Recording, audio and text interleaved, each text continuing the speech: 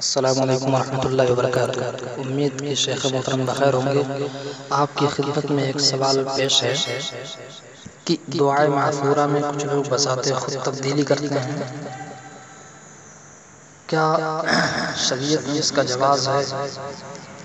جیسے جنازے کی نماز میں اگر میت عورت ہے تو اس کے لیے مؤنث کی ضمیر کا استعمال کرتے ہیں کہ اللہم اغفر لہا وارحمہا، اس طرح سے۔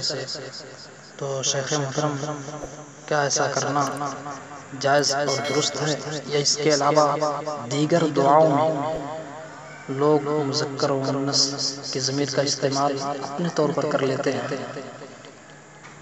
کیا ایسا کرنا صحیح اور درست ہے؟ کتاب و سنت کی روشنی میں رہنمائی فرمائیں۔ جزاکم اللہ خیرا و احسن الجزاء فی الدنیا والآخرہ، بارک اللہ فیکم۔ وعلیکم السلام ورحمۃ اللہ وبرکاتہ۔ مجھے یاد آتا ہے کہ اس سے پہلے یہی سوال شاید کسی نے کیا تھا تو میں نے اس کا جواب دیا تھا، شاید آپ تک نہ پہنچا ہو جواب۔ بہرحال اس کے لیے عرض ہے کہ یہ مذکر اور مؤنث جو الفاظ ہیں، صیغے ہیں، ان کے پیچھے ہمیں پڑھنے کی ضرورت نہیں ہے۔ سیدھی سی بات ہے، اللہ کے رسول صلی اللہ علیہ وسلم نے جنازے کی نماز میں جو دعا ہمیں سکھائی ہے، ہم اس دعا کا اہتمام کریں، اور اس دعا میں اگر آپ غور کریں تو اس میں مذکر مؤنث دونوں کا ذکر ہے، اور اگر نہ بھی ذکر ہو تو شریعت کا قاعدہ یہ ہے کہ جو بھی صیغہ یا لفظ قرآن مذکور ہے یا حدیث مذکور ہے اس میں مذکر مؤنث دونوں شامل ہیں۔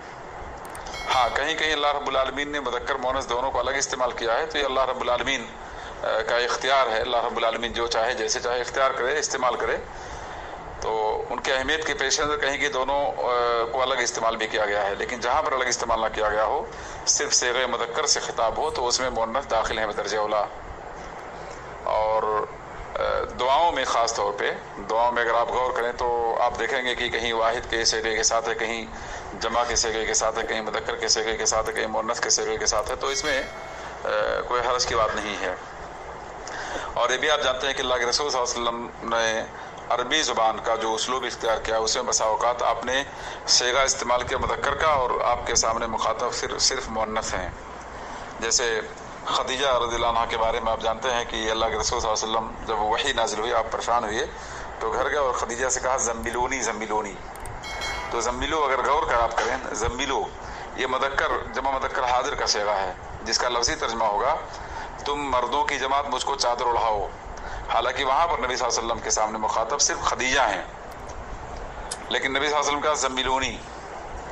اور جب نبی صلی اللہ علیہ وسلم نے خبر دیا خدیجہ کی چادر اڑھانے کی، تو بخاری کے الفاظ فزم ملونی، یعنی فعل ماضی صیغے جمع مذکر کے ساتھ آپ نے کہا فزم ملونی، جس کا لفظی ترجمہ ہوگا ان مردوں کی جماعت نے مجھ کو چادر اڑھایا۔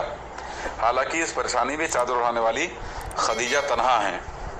تو اگر آپ غور کریں یعنی جنازے کی نماز پر، تو آپ کو پتہ چلے گا کہ اس میں مذکر مؤنث دونوں کو الحمدللہ نبی صلی اللہ علیہ وسلم نے استعمال کیا ہے۔